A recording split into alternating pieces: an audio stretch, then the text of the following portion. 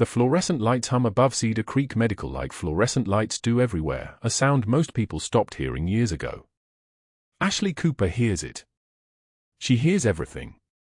The ventilator in Bay 3 wheezed its mechanical rhythm. The heart monitor in Bay 7 beeped once, twice, then settled into steady intervals. The automatic doors at the ER entrance gasped open and closed, like the hospital itself was breathing. She'd been breathing like this for 6 years, shallow, controlled, present but somehow absent. Just a nurse. That was the assignment. Her badge clipped to the pocket of her scrubs read, Ashley Cooper, RN, Cedar Creek Medical, Colorado Springs. Nothing underneath that mattered.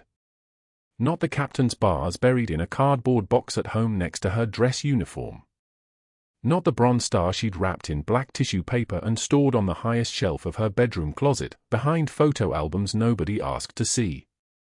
Not the folded flag from Lance Corporal Marcus Webb's best friend, the one she'd carried off the tarmac at Bagram 6 years ago, that sat on her kitchen table every morning next to her coffee mug. She was here to watch someone. That's what the email had said, the one from the Dodd investigator who'd found her at her apartment in Aurora 2 months ago. They needed someone inside Cedar Creek Medical. Someone who could observe without being observed. Someone with the background to understand what she was seeing. Someone expendable enough that if the operation compromised, no one important got hurt. That someone was Ashley. She moved through the corridors of the hospital the way she'd learned to move through Helmand Province, efficient, forgettable, invisible. Head down. Eyes forward. Never the first to speak. Never the last to leave.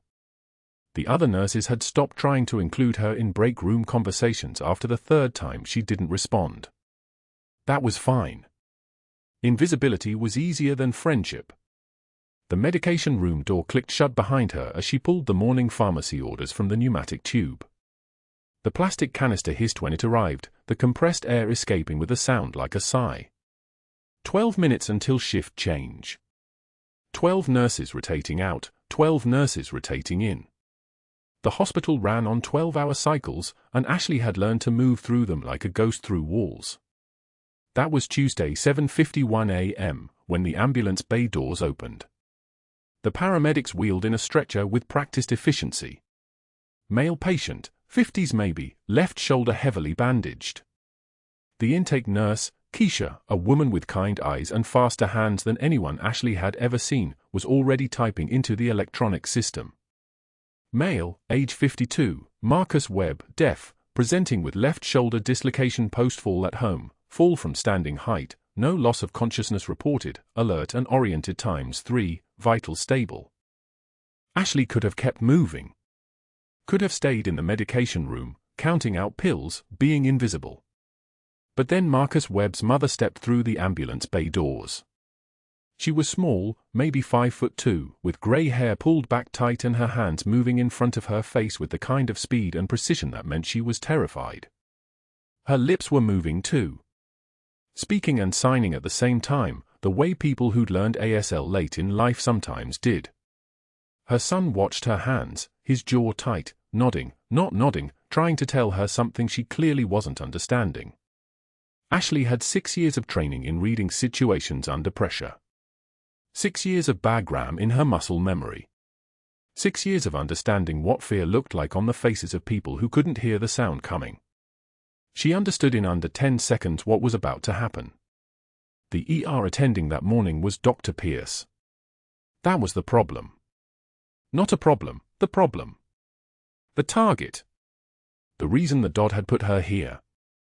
Dr. Pierce had a way of walking that made the air pressure change.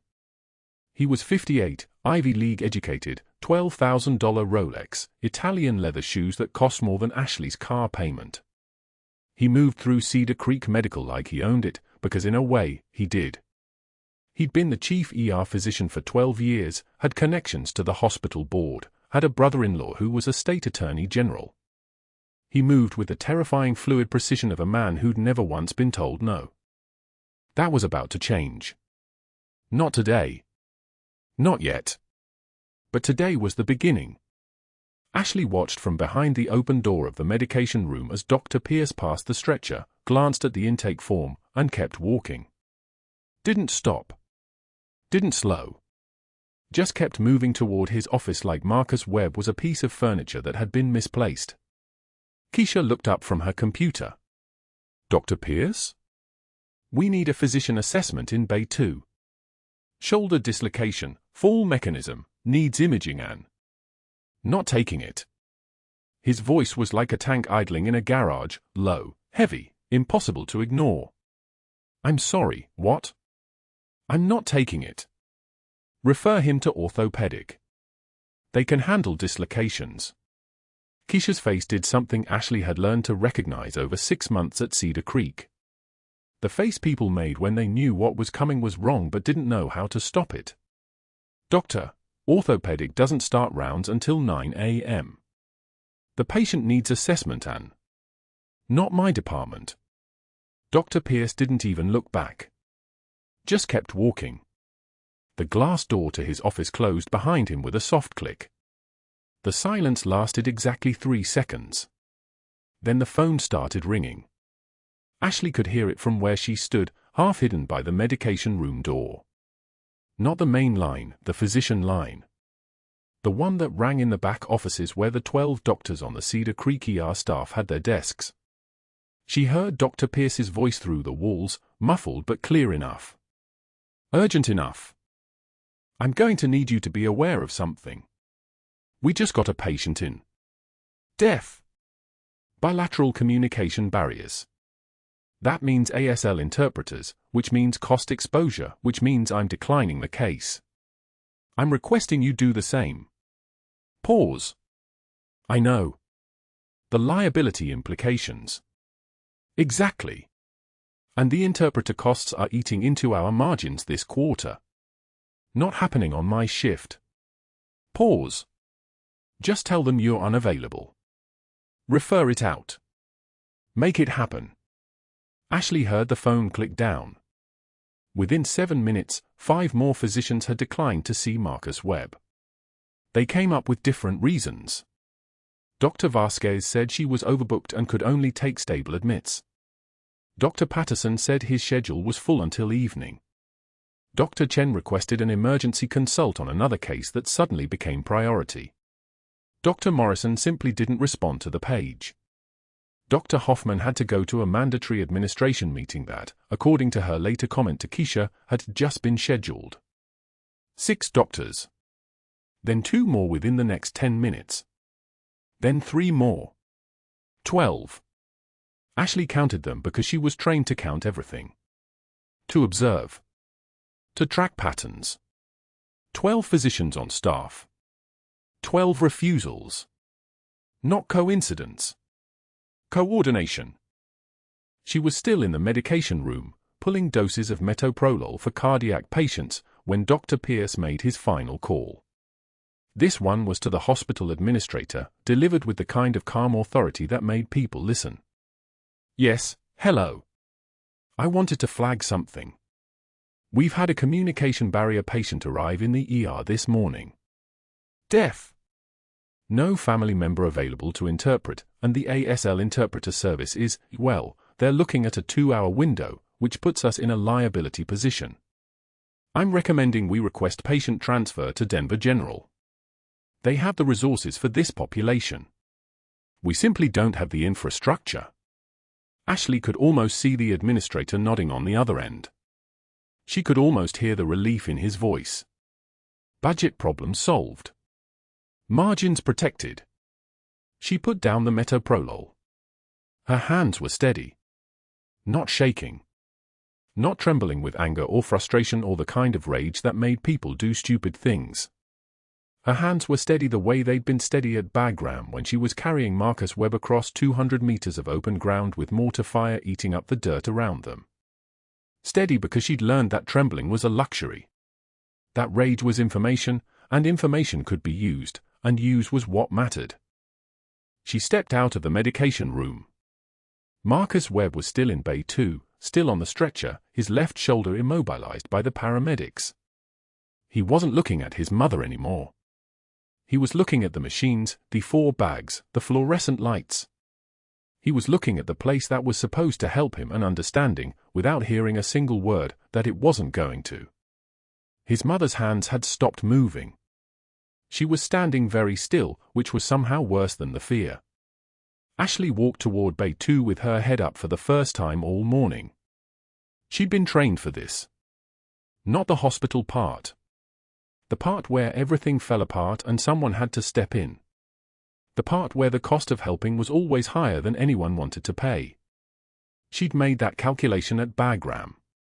She was making it again now. Keisha looked up from her computer. Ashley? We need to. I'm taking him. Ashley's voice was different when she spoke. Lower. Harder. Less like a nurse asking permission and more like a Marine giving information. Bay 2. Marcus Webb. I'm taking the case. That's not protocol. We need a physician. I know the protocol. Ashley was already walking. Toward Marcus Webb. Toward his mother. Toward the thing that was going to cost her everything. I'm still taking the case. She didn't know, when she made that decision, that it would change everything. She didn't know that in 3 days Marcus Webb would stop breathing. She didn't know that her hands would remember things her mind had tried to forget. She didn't know that her real name would become a wound opening up inside her, and she wouldn't be able to stitch it closed no matter how hard she tried. She knew none of that. She only knew that 12 doctors had walked away. That a man who couldn't hear had lost his voice. That his mother was standing in a hospital that didn't want them, hands empty because nobody had taught them the sign for hope. Ashley reached into her pocket and pulled out her trauma shears, the ones with the military call sign engraved on the blade, covered by the hospital uniform so no one could see what she really was. She clipped them to her waistband next to her stethoscope. Then she smiled at Marcus Webb's mother. A real smile. Steady. Certain. The kind of smile that said you could stop being afraid. It wasn't a request. It was a command. Dr. Pierce's voice cuts through the room like a blade. Nurse Cooper. A word. He stands at the foot of Marcus's bed, his posture rigid, his tie perfectly knotted, the kind of man who irons his contempt into every gesture. Ashley doesn't move. She's checking the saline drip, her hand steady, her breathing measured. Marcus watches from the pillow.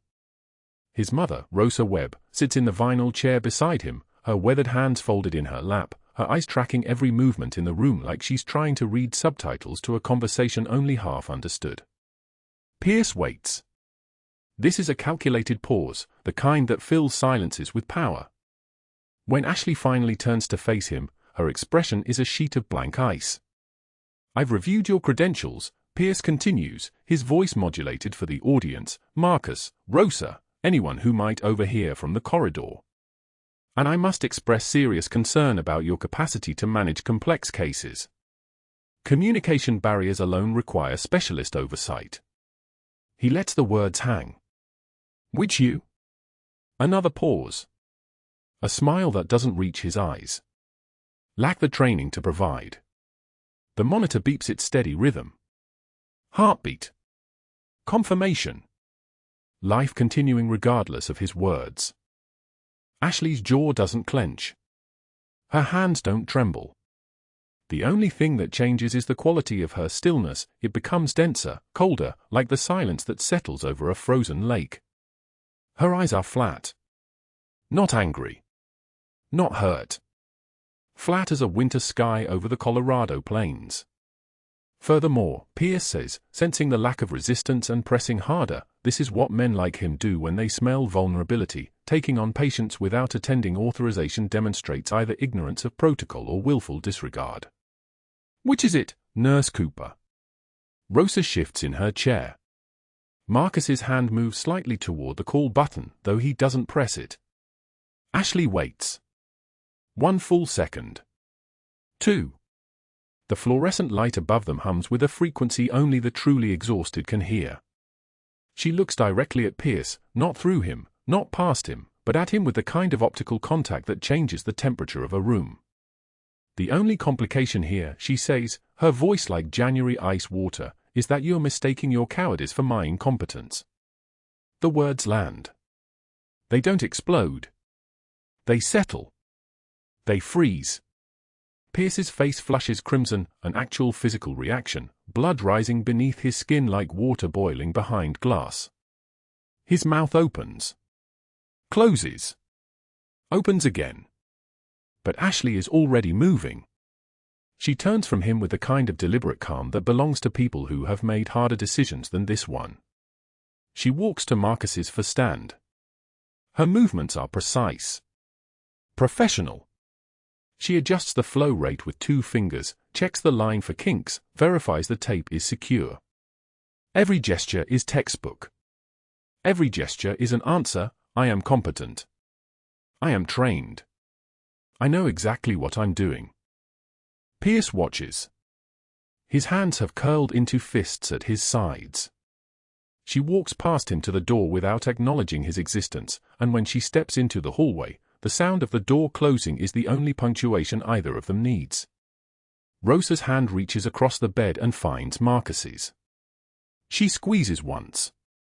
2 hours later, Ashley pushes through the break room door carrying a paper lunch bag from home. The main table seats 5 nurses, Janet from pediatrics, Michelle from ICU, Karen from surgical recovery, and 2 residents whose names she hasn't memorized yet. They're mid-conversation. The moment they see Ashley, the conversation stops the way conversations stop in movies right before someone dies. Janet stands first. Not slowly. Not with hesitation. With the immediate, almost robotic efficiency of someone following a script. Michelle follows. Then Karen. Then the residents, who don't even make eye contact. 5 people gathering belongings, closing containers, depositing trash in the bin with the kind of careful, deliberate movements that broadcast one message: we are not part of you. They file out. The door swings shut behind them. Ashley stands alone in the break room. The microwave hums. The refrigerator rattles through its cooling cycle. Fluorescent lights buzz their endless mechanical prayer. She pulls out a chair at the table, the same table where, yesterday, Janet had asked her opinion on a pediatric case, where Michelle had laughed at something on her phone, where Karen had mentioned her daughter's soccer game. Ashley sets her lunch bag on the laminate surface. A sandwich. An apple. A bottle of water. She sits. She stares at the sandwich. She doesn't eat. By afternoon, the write-up appears on the unit bulletin board, the one posted next to the staff schedule, the one everyone checks before their shift. The paper is white. The text is typed. But her name, Ashley Cooper, is written in red marker across the top, letters thick and violent as a wound. Disciplinary action. Employee, Ashley Cooper, RN. Violations, insubordination and unauthorized patient assumption. Date, today's date. Signature, Dr. Roland Pierce, MD. Her name in red. Visible to every nurse, every resident, every respiratory therapist, every tech who passes that board. In hospital culture, red marker is a flag. Red marker is a warning. Red marker says, contagion. Red marker says, be careful. In the hallway near the supply closet, 2 residents see her approaching and suddenly become fascinated with their phones. They press themselves against the wall like she might infect them by proximity. One of them, the one who asked her yesterday about the proper technique for starting a central line, doesn't make eye contact. Pierce has made her radioactive. Not through a memo or announcement. Through the simple alchemy of institutional power, he has communicated, without words, that associating with her has a cost. The cost is his attention. The cost is your next evaluation. The cost is your residency placement, your recommendation letter, your career trajectory at Cedar Creek Medical. The cost is everything. That evening, Ashley sits in her car in the Cedar Creek parking lot. The sun has dropped below the Front Range Mountains, leaving the sky that particular shade of purple-gray that comes between day and night. Her hands rest on the steering wheel. In her lap sits a folded flag, the kind that's been folded and refolded so many times that the creases have become soft, almost fabric-like. It's small. 14 inches, maybe 16. The fabric is cotton, faded by time and handling. Her thumb runs across the fold. Muscle memory. She's done this thousands of times in the dark. The flag belonged to Lance Corporal Marcus Webb's best friend, a man named Riley Chen, 23 years old, from Fresno, California. He stepped on an IED buried under packed earth and crushed rock in San Juan Valley, Helmand Province, exactly 3 months after Ashley pulled Marcus from a mortar zone with shrapnel embedded in his left shoulder and traumatic brain injury fracturing his temporal lobe like dropped glass.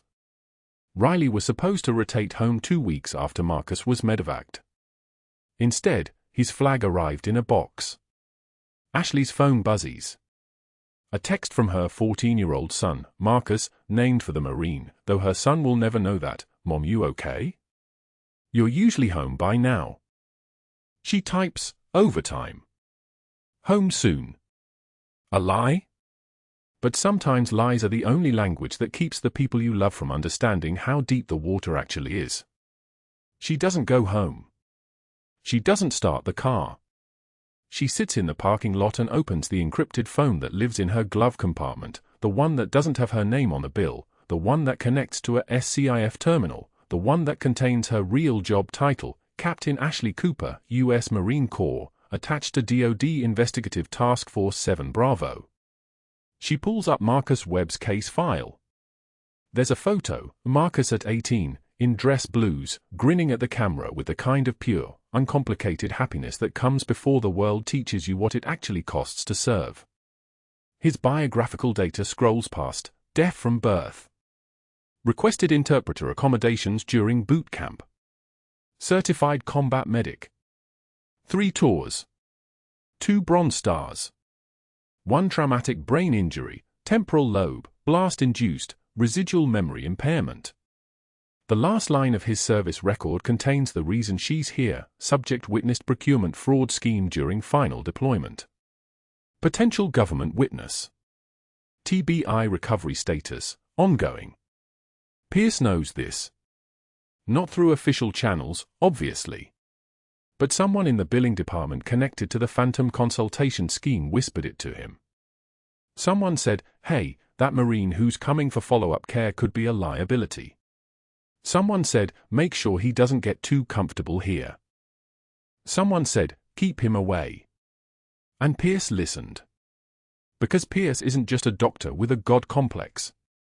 Pierce is a man protecting a $400,000 a year kickback scheme by refusing treatment to a deaf patient and then isolating the one nurse who had the audacity to say no to that refusal. What Marcus doesn't know, what nobody at Cedar Creek Medical knows, is that 6 years ago in Bagram, Afghanistan, Captain Ashley Cooper didn't hesitate when Lance Corporal Marcus Webb's position took incoming mortar fire. She didn't wait for orders. She didn't calculate angles or probabilities. She moved on the kind of instinct that belongs to Marines who understand that some choices aren't really choices at all. 200 yards of open ground. Incoming fire. Her using her body as a shield over his unconscious form, shrapnel cutting through her left shoulder, her right calf, the soft tissue of her ribs.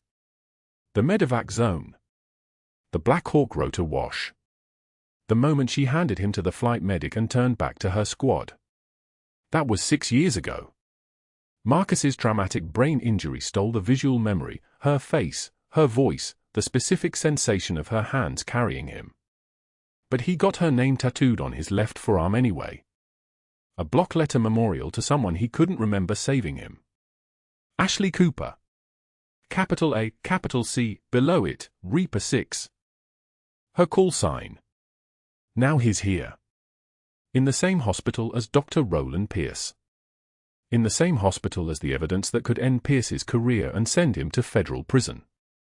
And the window is closing. The DoD investigation has 72 hours before the authorization expires and Marcus gets transferred to a VA facility 3 states away. 72 hours before the federal team loses access to the hospital's digital billing records. 72 hours before someone at the FBI decides the corruption isn't worth the paperwork. Ashley starts the car. The engine turns over with a smooth, mechanical certainty. She doesn't go home. She drives to the Cedar Creek Medical 24-hour parking garage and sits in the basement level where the security cameras are broken and have been broken for 6 months because maintenance, the same maintenance contractor connected to Pierce's billing scheme, hasn't bothered to fix them. She pulls out her notebook. Real paper. No digital trail.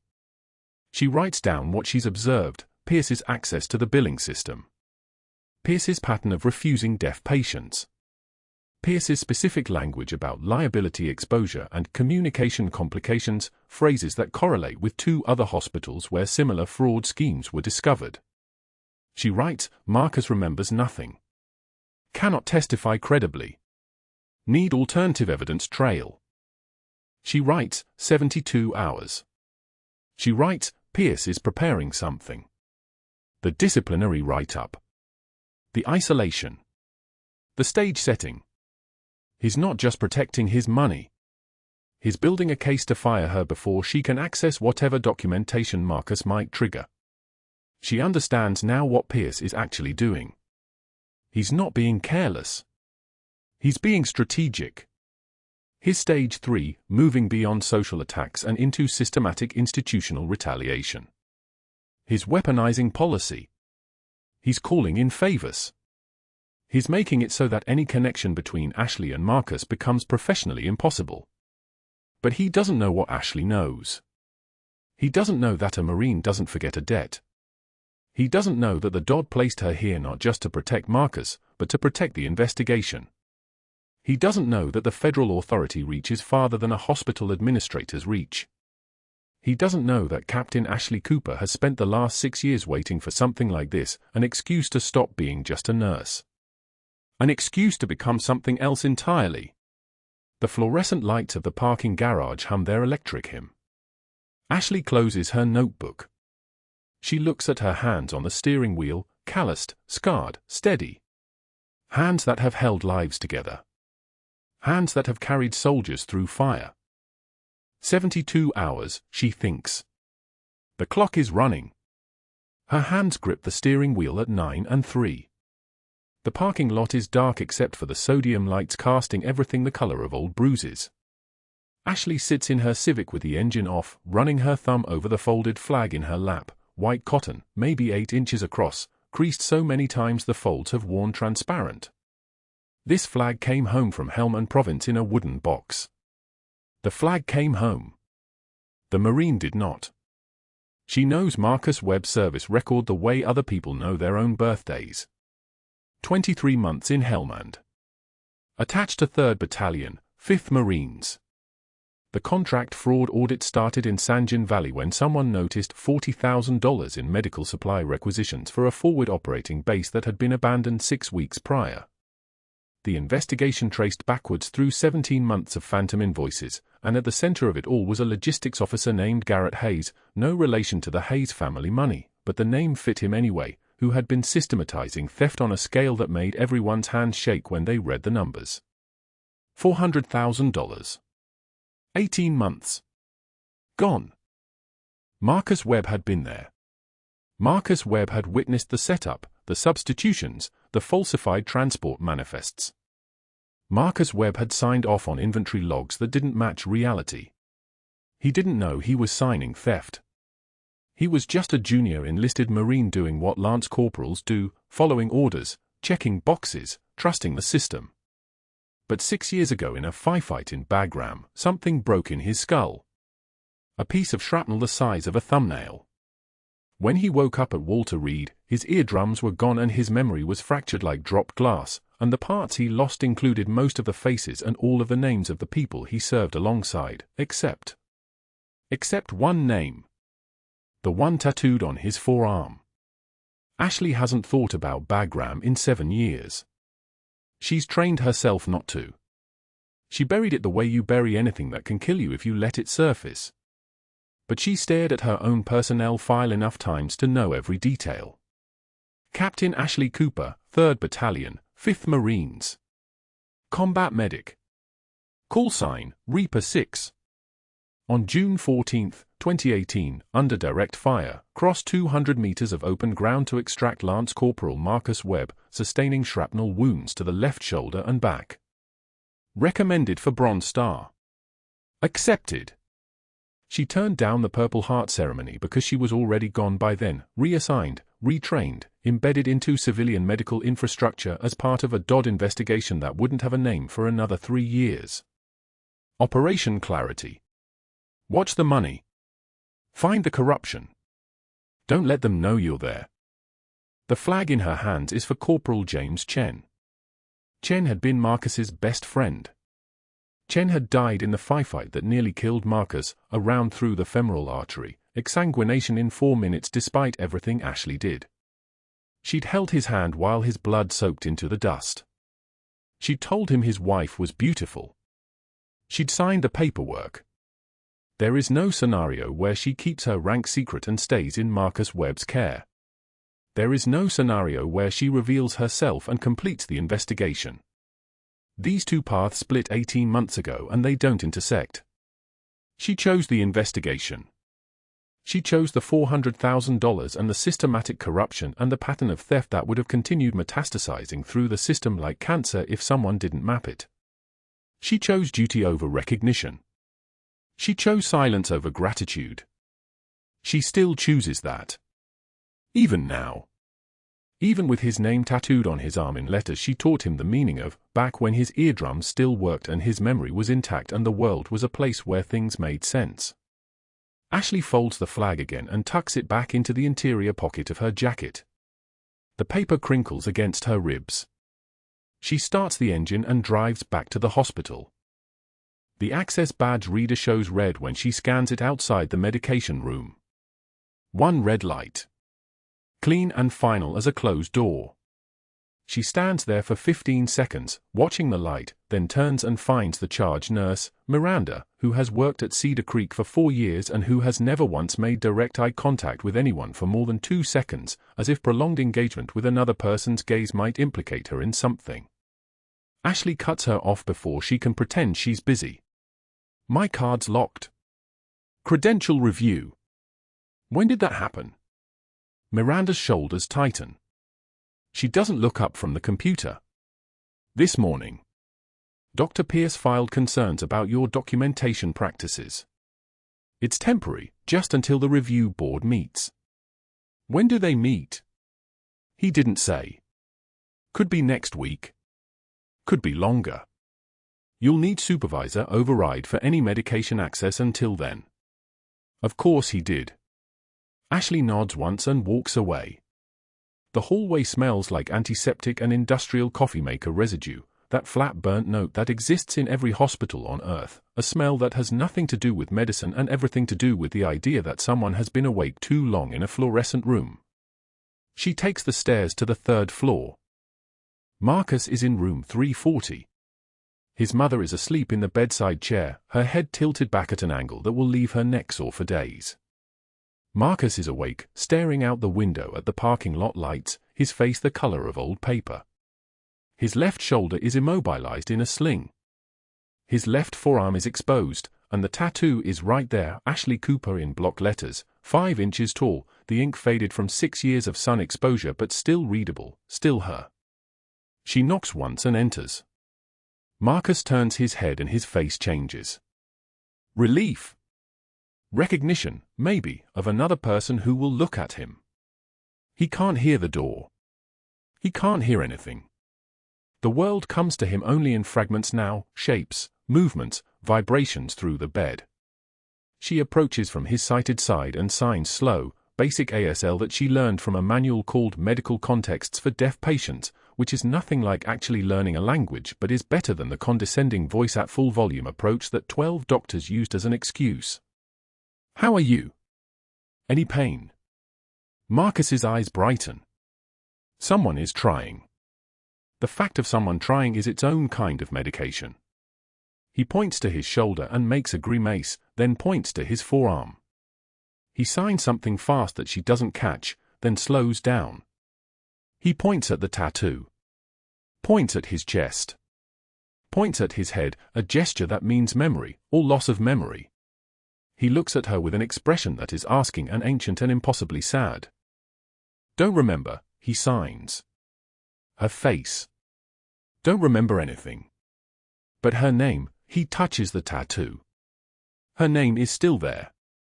Ashley's throat tightens but her face doesn't move.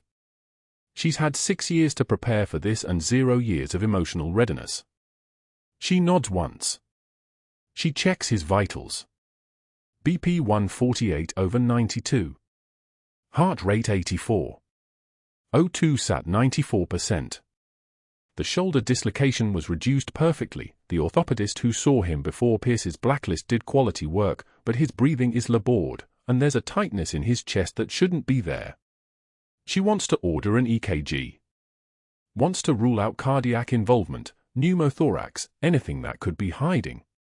But she can't access the medication room. Can't order tests without Pierce's approval. Can't do anything that doesn't have his signature attached. She pages Pierce 3 times between noon and 1 p.m. She leaves messages that are professional and urgent. Patient in 340 presenting with elevated BP and respiratory distress following orthopedic intervention. Recommend cardiac workup. The phone calls go unreturned. The messages sit in his voicemail like unanswered questions. By 2 p.m., another incident report appears in the charge nurse's inbox. This one is in triplicate. Ashley sees her name at the top of the page and reads the charge without picking it up, excessive pages and calls to attending physician, creating hostile work environment and harassment of medical personnel. Pierce delivers it to her personally. He finds her in the hallway outside room 342, where she's standing with a patient's family, explaining a medication interaction. He doesn't wait. He doesn't excuse himself. He just appears at her elbow with the report in a manila folder, his face arranged in an expression of disappointed concern. You're making this very difficult, Nurse Cooper. I'm trying to help you, but you seem determined to self-destruct. Ashley takes the report from his hands without looking at him. His fingers are soft. Manicured. The hands of someone who hasn't performed a medical procedure in probably 7 years. She turns to face him and holds his eyes without blinking. This is where other people would flinch. This is where people usually look away or apologize or offer explanations. Ashley offers nothing. I'll be sure to add it to my collection, doctor. The patient's family member laughs, a nervous, surprised sound that fills the hallway. Ashley turns back to them and continues mid-sentence, her voice never wavering, her composure like stainless steel. Pierce stands there for 3 seconds, then walks away. But what he does next is worse than anything he's done before. That afternoon, he convenes an impromptu staff meeting in the conference room, all the nurses, all the aides, the charge nurse, the nursing supervisor. He stands at the head of the table with a printed agenda that wasn't distributed beforehand, and his voice is measured, his tone is reasonable, his words are poison. Cedar Creek has been fortunate enough to maintain our reputation for safe, quality patient care. But that reputation requires all of us to adhere to protocol. It requires supervisor authorization for any non-standard interventions. It requires documentation trails. It requires restraint. He looks directly at Ashley. Some of us seem to be operating under the impression that individual judgment supersedes institutional policy. Today, I'd like to remind everyone, specifically our newer staff members, that the hospital's liability insurance, our accreditation status, and our ability to serve patients at all depends on every single person following procedure. He slides a printed policy memo across the table. Effective immediately, any clinical intervention that falls outside standard RN protocol requires written attending approval before the intervention occurs. Not after. Before. This is not negotiable. This is not optional. This is the standard we are enforcing. The policy is written in language that could apply to anything. Changing a dressing without the exact right signature is non-standard intervention. Adjusting an IV without confirmation is non-standard intervention. Recognizing a medical emergency and acting before the doctor arrives is non-standard intervention. Every eye in the room avoids hers except Pierce's. His eyes are satisfied. He's built a paper trail that says she's reckless, hostile, insubordinate. He's created a systematic way to block her from helping Marcus that sounds like policy instead of personal vendetta. He's done what institutional people do best, he's hidden his cruelty behind procedure. But that wasn't the worst part. The worst part is that it's working. The monitor showed what her instincts already knew. 142. Shallow. Wrong. Marcus Webb's left chest wall sat motionless while his right side labored, his breathing rapid and frantic, like a man drowning in air. 1400 hours on day 2. Ashley's hands moved before her conscious mind caught up. Tension pneumothorax. Air trapped in the pleural cavity, collapsing his lung, seconds away from cardiac arrest. The fluorescent lights hummed their mechanical song above her head as she leaned close to his ear, signing quickly, "Stay with me." She didn't run. She didn't call for help. She walked to the crash cart like she was retrieving a routine dressing, movement steady as a surgical laser, and pulled a 14-gauge needle from the emergency kit. Alcohol prep. She turned back to Marcus, positioned him slightly, located the precise space between his second and third ribs at the mid-clavicular line. Her hands were steady. They had held lives together before. They would do it again. The needle went in clean. For one breath, nothing. Then the hiss. The unmistakable escape of trapped air, a sound like pressure releasing from a tire, like the world exhaling after holding its breath too long. Marcus's chest wall expanded. His oxygen saturation climbed on the monitor. 84. 90. 96. The code team burst through the doors 30 seconds later, but Marcus was already breathing better, his color already returning, his body no longer suffocating from the inside out. The lead resident, Dr. Halleys, took in the scene instantly, the needle placement, the improved vitals, the precision of the procedure, and nodded at Ashley with something that looked like respect. "Good catch," he said. 12 words. That was all the acknowledgement she would ever receive. But that wasn't the worst part. Dr. Pierce stood in the doorway, watching. His eyes moved from Marcus to Ashley to the monitor, and his expression didn't change. It was the silence that told her everything. The absence of anything. No nod. No recognition. No acknowledgement that she had just saved a man's life in defiance of his systematic campaign to let him die. Pierce turned and walked down the hallway toward his office without a word, his shoes clicking against the tile floor in a rhythm that sounded like a countdown.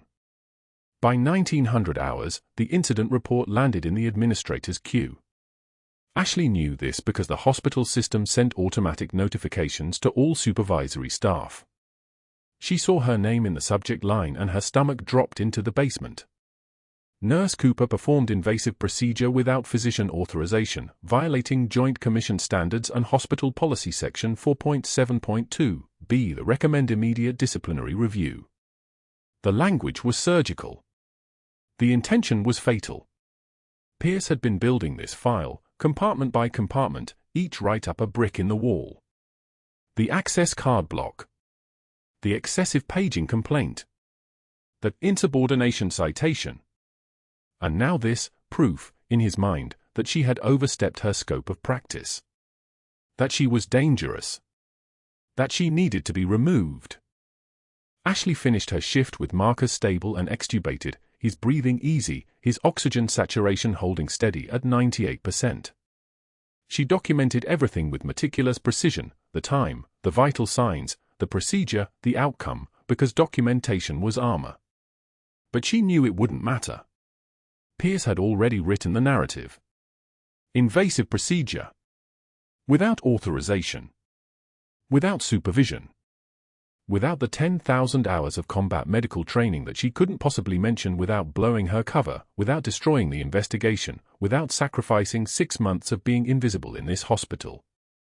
By 2,100 hours, a summons appeared in her inbox, administrator's office. Immediately. The administrator, a man named Holloway with the posture of someone who had never carried anything heavier than a briefcase, sat beside Dr. Pierce like they were a matched pair. Holloway looked uncomfortable. Pierce looked satisfied. The termination letter was already printed, sitting in the center of the desk like an execution order. Ashley picked it up and read the opening line, effective immediately. Your employment with Cedar Creek Medical has been terminated for violation of patient safety protocols and unauthorized performance of medical procedures. We can't have nurses practicing medicine without supervision, Pierce said, his voice smooth as oil. You understand. It's a liability issue. Joint Commission would crucify us if we let this slide. Ashley's hands didn't tremble. Her jaw didn't clench. She folded the letter carefully and placed it in her uniform pocket. I understand, she said, her voice level and flat. What she understood was that her son would come home to an empty kitchen. What she understood was that the investigation would close, and Pierce would continue billing phantom consultations, and Marcus would continue being an inconvenience that needed to disappear. What she understood was that she had 48 hours to save everything before the window slammed shut. She drove home in silence. No music. No radio. Just the sound of the engine and the rain beginning to fall against the windshield, each drop a small percussion strike against the glass. By 21:45 hours, she was sitting at the kitchen table with her face in her hands.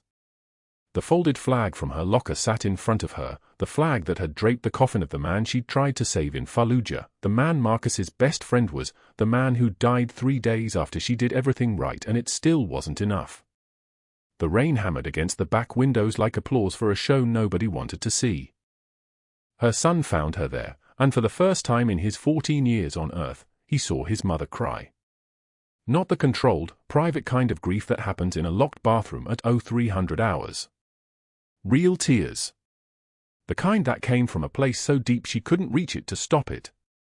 He stood in the doorway for a long moment, and she could feel him processing this anomaly, this impossible thing, his mother, the strongest person he'd ever known, broken at the kitchen table like glass. Mom, he said finally, why are you home early? She couldn't answer. The sobs came harder, and she hated herself for it, hated that she was showing him this weakness, hated that the only way to save Marcus was to blow years of cover, hated that everything she'd built was collapsing in real time. The flag pressed against her chest like a weight, like a reminder of everyone she couldn't save, everyone she could only try. And now, because of Dr. Pierce and his phantom billing and his $10,000 in monthly kickbacks from Medicaid, she would lose Marcus too. Not to death, worse. To the ordinary machinery of institutional corruption that ground heroes and broken Marines into dust. The rain kept falling. And Ashley Cooper, captain in the United States Marine Corps, sat at the kitchen table and wept like she had nothing left to lose. Which, in that moment, was almost true. The next morning, Ashley's phone buzzed at 6:47. A text from her son, coming to the hospital. Don't ask questions. She stared at the message while standing in the Cedar Creek parking lot, still wearing yesterday's scrubs, still tasting the salt of tears she'd finally allowed herself that night at the kitchen table. The folded flag was in her car.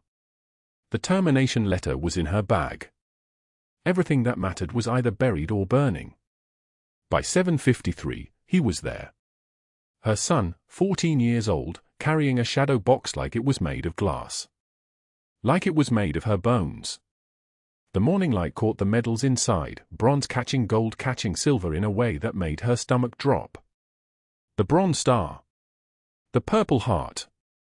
The Combat Action Ribbon. Things she'd kept hidden so completely that he'd had to steal them from the storage closet at home. Mom, they need to see these, he said. Not a question. Not a request. Honey, no.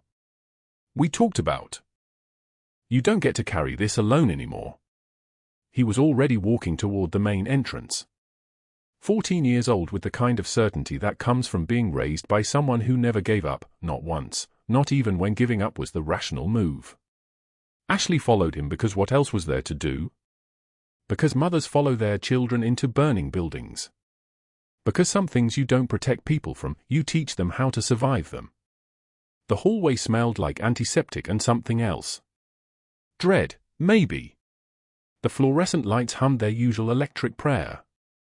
It was 7:58 in the morning, which meant the administrator's office would be empty except for Pierce and the hospital board members who'd called an emergency meeting about the Ashley Cooper situation. She heard it through the grapevine from one of the day shift nurses brave enough to make eye contact. The board wanted to discuss how to handle her reinstatement petition. Pierce had prepared documentation. Her son walked straight into that meeting like he owned the place. Ashley could have stopped him. Could have physically blocked the door. Instead, she followed him inside and closed the door behind them, and the room went dead silent. Dr. Pierce's face went the color of bad milk. The board members turned in their chairs, confused by the interruption. Pierce started to speak. "Gentlemen, this is a private," but Ashley's son was already moving toward the administrator's desk, opening the shadow box. That was when Marcus rolled in. He was in a wheelchair for a follow-up appointment that Pierce had tried to cancel, citing scheduling complications. But someone in scheduling had apparently decided that if they were going to can a veteran over a protocol violation, they'd at least give him his medical follow-up. Marcus's mother had wheeled him up from the lobby, and when she saw the shadow box open on the administrator's desk, when she saw the medals catching the morning light, she stopped pushing the wheelchair. Marcus leaned forward. His eyes, those deaf eyes that read faces the way other people read lips, went wide. He stared at the Bronze Star. At the ribbons. At the combat action ribbon. His hand started to move, but he wasn't signing. His mouth was moving. Whispering something. Something that sounded like wind through a canyon. Something that sounded like memory crashing through a wall it had been sealed behind for 6 years. "Reaper 6, he whispered. The room got quieter. A Marine liaison was standing near the back, someone from the Dodd investigation team who'd been present for the medical review. He went pale. His hand moved to a folder, and then he was reading aloud, his voice steady and official and final. Captain Ashley Cooper, under direct fire, crossed 200 meters of open ground to extract Lance Corporal Marcus Webb. Sustaining shrapnel wounds to the left shoulder and back, she maintained radio contact with the medevac unit while carrying a 190-pound casualty across open terrain in active engagement. Her actions prevented fatal blood loss and shock. Lance Corporal Webb was saved by direct intervention. Dr. Pierce started to speak. "Gentlemen, this is a violation of protocol. She performed an invasive." The door opened. A 2-star general walked in like he was stepping out of a helicopter that nobody else could hear. His uniform hung on him like his authority was something physical, something that occupied space. He looked at the medals in the shadow box. He looked at Ashley. And then he saluted. Not a casual salute. A full, formal, chest-to-shoulder salute that you give to the dead and to the living who've earned the right to take the dead's place in your memory. "Captain Cooper," he said. His voice sounded like gravel and respect. "You were placed at Cedar Creek Medical on active military orders as part of a Dodd investigation into billing fraud and obstruction of medical care. Those orders remain classified. Your cover assignment is now concluded. Welcome back to active duty." Pierce's mouth opened and closed. Opened and closed. Like a fish recognizing water but unable to swim in it anymore. The general gestured to the Marine liaison, who opened his folder and began laying out documents, not medical records, but financial ones. Phantom consultations. Billing codes for services never rendered. Medicaid charges totaling $400,000 over 3 years. Kickback schemes with durable medical equipment suppliers. A pattern of deliberate billing fraud so precise, so calculated, that it could only have been done by someone who understood both hospital coding and criminal intent with equal fluency. The internal audit that Dr. Pierce himself requested in an attempt to bury Captain Cooper under procedural violations has instead exposed his billing scheme, the general said. The FBI is being briefed. So is the Colorado Medical Board. Your office, Dr. Pierce, is being sealed pending evidence collection. Pierce tried to stand. His legs didn't cooperate. He sat back down. Someone, maybe the administrator, was already calling hospital security. Someone else was calling legal counsel. The board members were suddenly very interested in their notebooks. Ashley watched Dr. Pierce's world collapse in real time. She didn't smile. Didn't even look satisfied. Just felt her hand stop shaking, felt her breathing return to normal, felt the part of her that had been braced for impact finally let go. Marcus was crying. His mother was signing frantically, something about gratitude, about justice, about things that didn't have names in either spoken English or ASL. Marcus kept pointing to his forearm, to her name tattooed there in block letters, then back to Ashley's face. The general was already shaking her hand.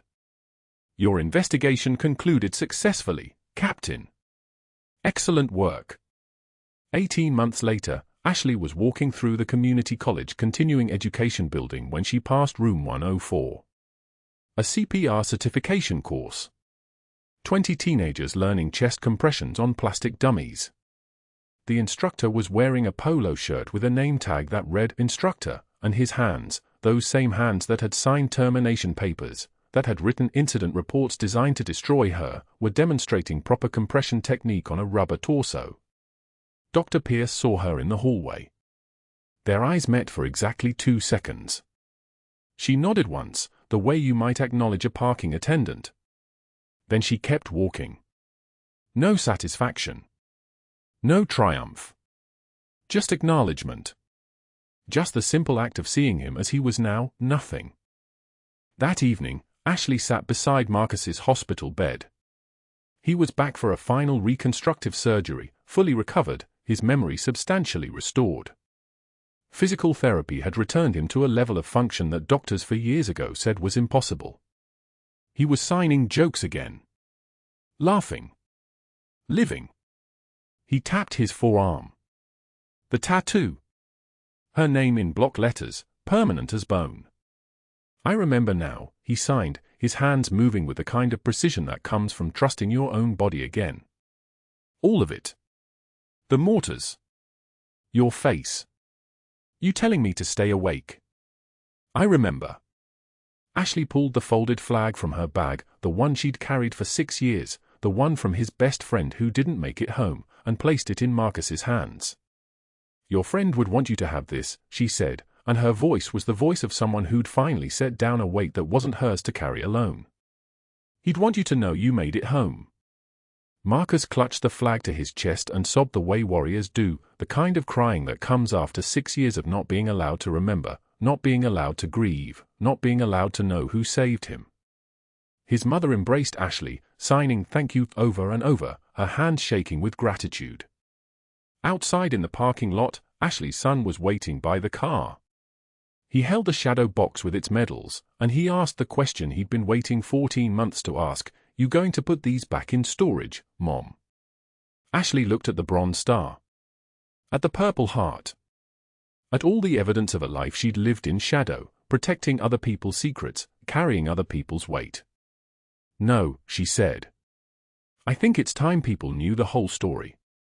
She got in the car, and for the first time in 6 years, she didn't check her rearview mirror for threats. Sometimes the bravest warriors carry stethoscopes, not guns.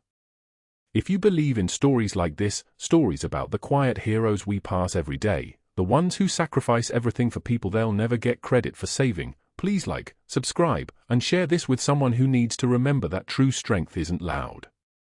Comment below and tell us, have you ever been underestimated by someone who had no idea who you really were?